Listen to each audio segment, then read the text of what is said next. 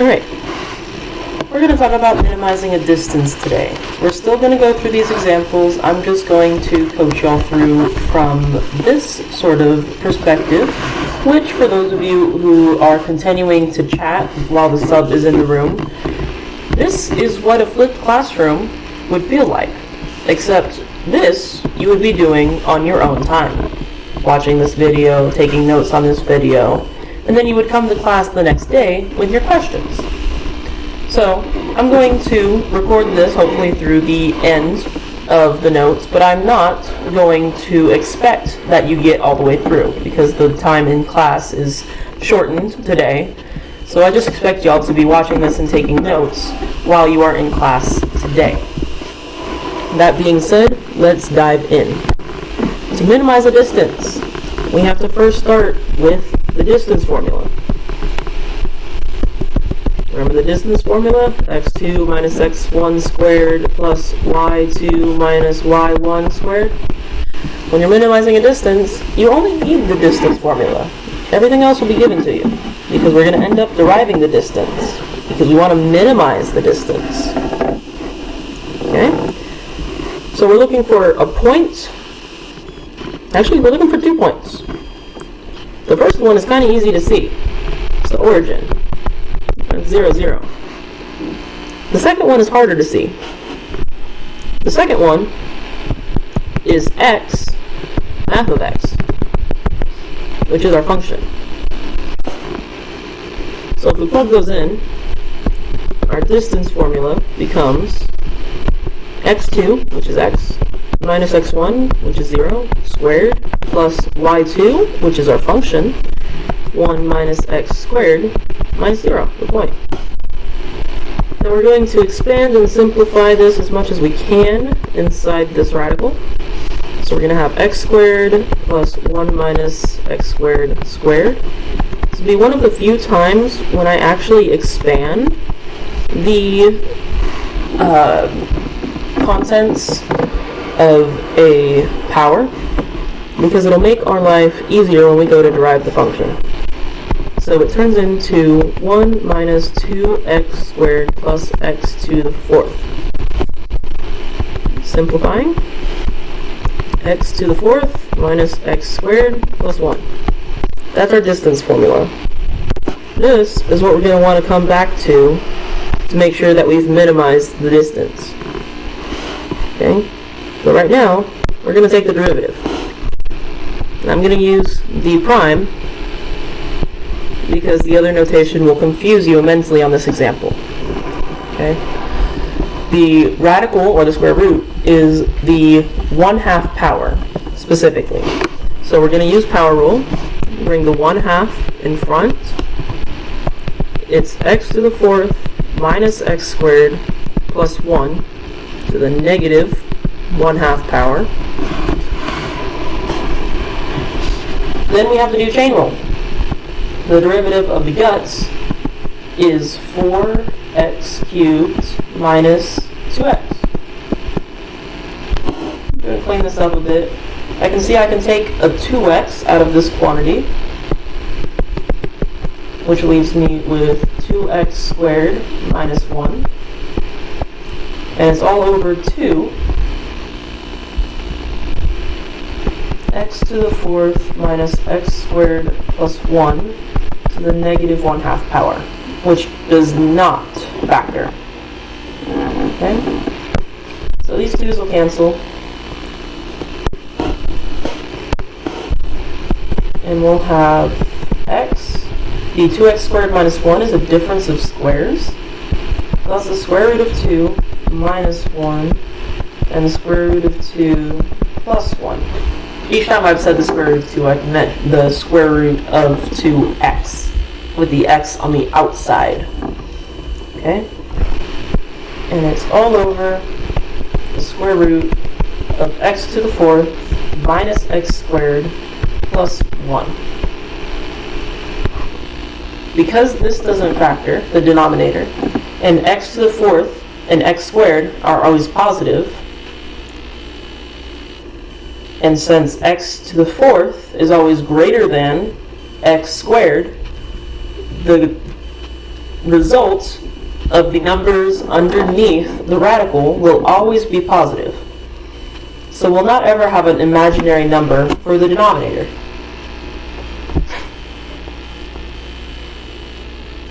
So we only need to worry about when is the numerator equal to 0. So when is 0 equal to x square root of x minus 1, and x square root of 2, and x square root of 2 plus 1. Well, that's 0, 1 over the square root of 2, and negative 1 over the square root of 2. Now we're going to take these numbers and plug them in over here. If x equals 0, d is equal to 1. If x is equal to 1 over the square root of 2, d is equal to the square root of a fourth minus a half plus 1, which is equal to the square root of 1 minus 2 plus 4 all over 4. So it's equal to 4 plus 1 is 5 minus 2 is 3, so the square root of 3 over 2. And then x equal to negative 1 over the square root of 2 is going to give us d equal to a positive 1/4 minus 1/2 plus 1 again. So now, we just need to think about, is 1 bigger? Or is the square root of 3 over 2 bigger? Well, the square root of 3 is not quite 2, so the square root of 1 is bigger. And since we want to minimize it, we want this. So this is our minimum.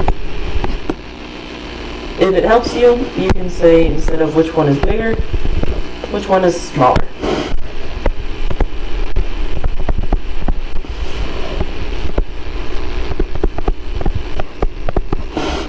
Okay?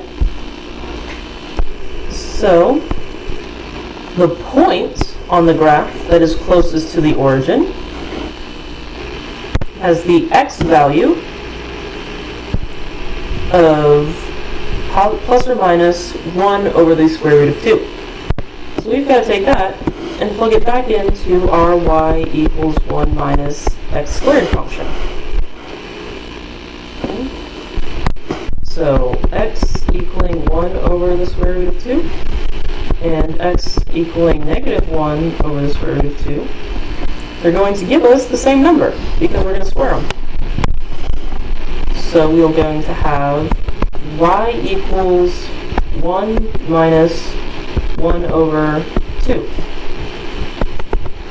And that's going to equal a half. Therefore,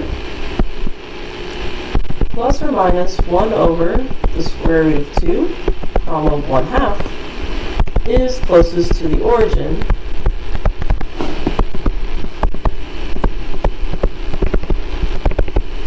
And on the line, y equals 1 minus x squared.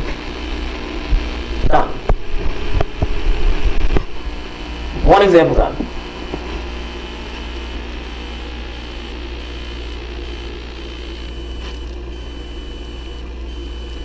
Second example.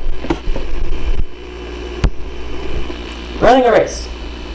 A biathlon starts in an island 2 miles from a straight 5-mile-long beach. A participant can swim to any point P along the beach and then run the remainder of the distance on the beach.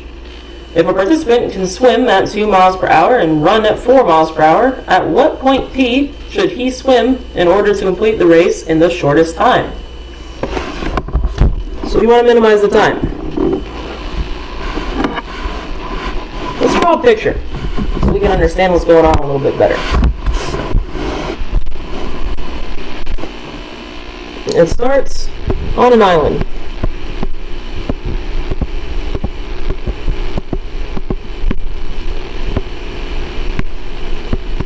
This island is 2 miles away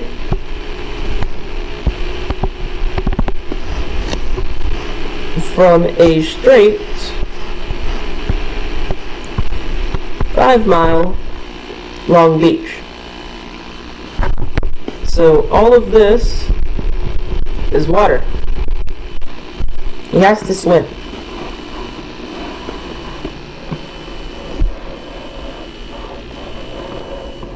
He can swim at 2 miles per hour, and he can run at 4 miles per hour.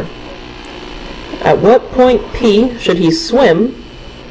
So to what point P should he swim? So let's call this green dot the point P. I'm going to move this 5 miles over.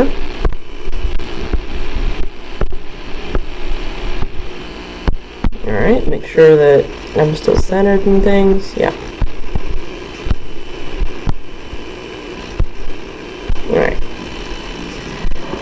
So, P. Alright. We want to know how he has to swim from the island to P, and then run along land so that he finishes the race in the shortest amount of time. So the amount of time that he's going to go, right? So his total time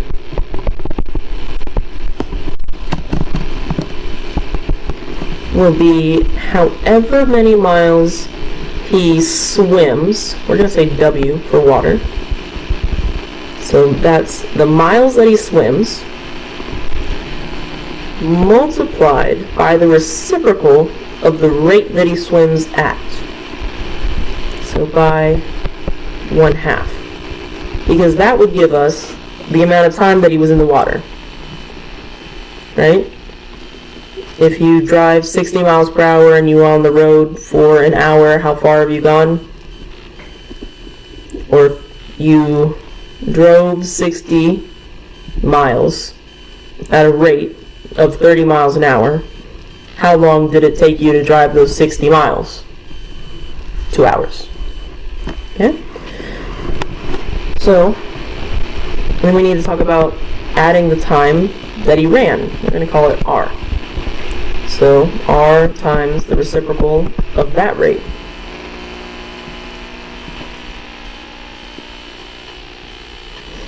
And we can find out how long he's in the water because this, from the island to down here, is always 2 miles.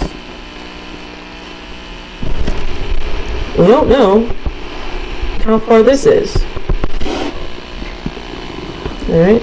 We don't know how much he's skipping over running. But we do know whatever's left will be 5 minus the R. And R has to be less than or equal to 5. Alright? So,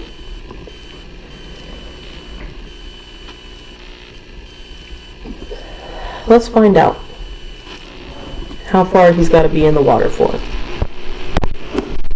Because W will equal the square root of 4 minus R squared. Since we know what W equals, we can substitute that in to our total time equation. So we're going to take this W and substitute it in here. I'm going to call this function T of R. So So we have 1/2 the square root of 4 minus r squared plus 1/4 r. We take the derivative of this function. We get 1/4 4 minus r squared to the 1/2, negative 1/2 power, because the square root is the 1/2 power, so bring the power down, multiply it by 1/2, you get a 1/4. Subtract 1 from the power, you get negative 1/2. Got to multiply by the guts now, you get negative 2r. Then the derivative of 1/4 r is just 1/4. Now I can see that I can take the 1/4 out. I'm going to do that. I'm going to take the 1/4 out and clean up these insides.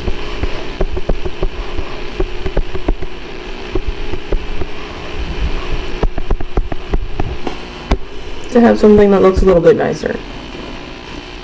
But I've still got more cleaning to do, because I've got to solve this for 0. And I don't want to solve that for 0. Not yet, anyway. So I'm going to multiply by the square root of 4 minus r squared to the top and bottom for 1.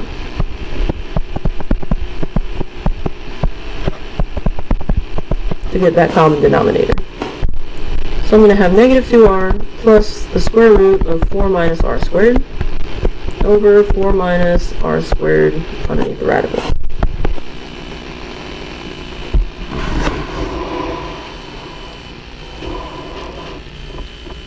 Now, based on this, r has to be strictly less than 2. Because if it's greater than 2, we get an imaginary number. So it's got to be strictly less than 2. Now, we're going to need to solve the numerator for when that's equal to 0.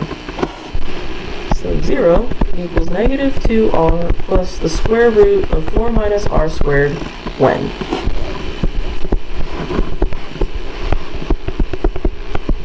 Let's square both sides. So we have 5r squared is equal to 4. R squared equals 4/5, and r needs to be strictly positive because we can't go the negative. We don't want to go backwards in a race. Be strictly positive 2 and square root of the square root of 5. Okay? So that r is how much he's not going on the land part. Right? And we want to know at what point should he swim to. Well, he should swim to this point on the beach. Okay? So he should swim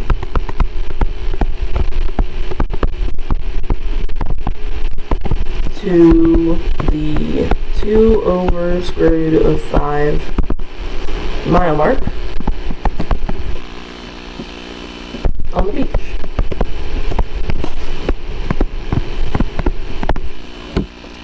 But what did we forget to do? We forgot to test the extremes, right? So what if he just swam in the water the whole way? Well, if he swam in the water the whole way, we would need to figure out what the hypotenuse for the triangle with 2 and 5 would be, which would be the square root of 29, right?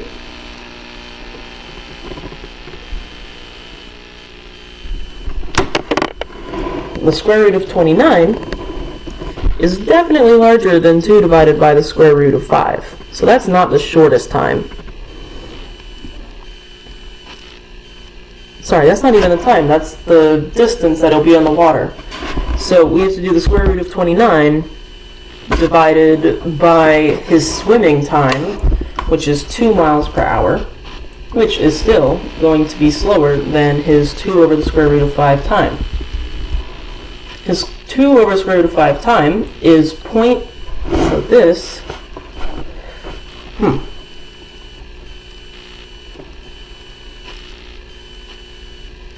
okay, that's the mile mark for the minimum time. So we're going to take that R, all of our R's, and we're going to test them in our time function. So time being W over 2, the distance in the water, divided by 2, plus the distance on land, divided by 4. So far we have water as the square root of 29 if he's only in the water. He swims from the island to the finish line. We have R as our optimized value of 2 over the square root of 5. And if he went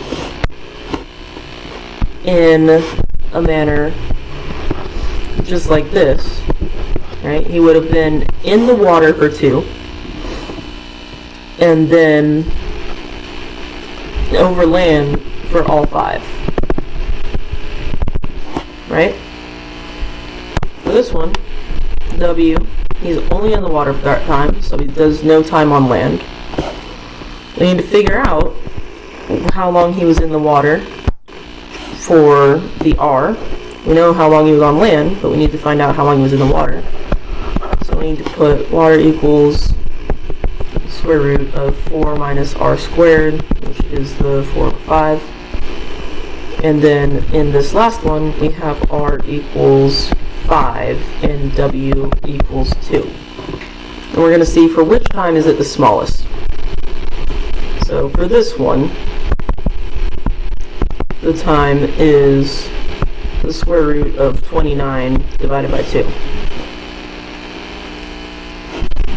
For this one, the time is the square root of 4 minus 4/5 over 2 plus 2 over the square root of 5 over 4. And this last one, the time is 2 over 2 plus 5 over 4, which is 2.25. For these other ones, let me use my calculator, because that's a privilege we have. So we have 29, square root of 29 divided by 2, which is 2.693, which is not shorter than 2.25. We have the square root of 4 minus 4/5 divided by 2, plus 2 divided by the square root of 5 divided by 4, which is 1.118. And all of these are hours. Okay. So clearly, he's the fastest for the optimized one that we found. Okay. Fastest, which justifies why we said over here that he should swim to that 2 over the radical 5 mile mark on the beat. That's the end of that one.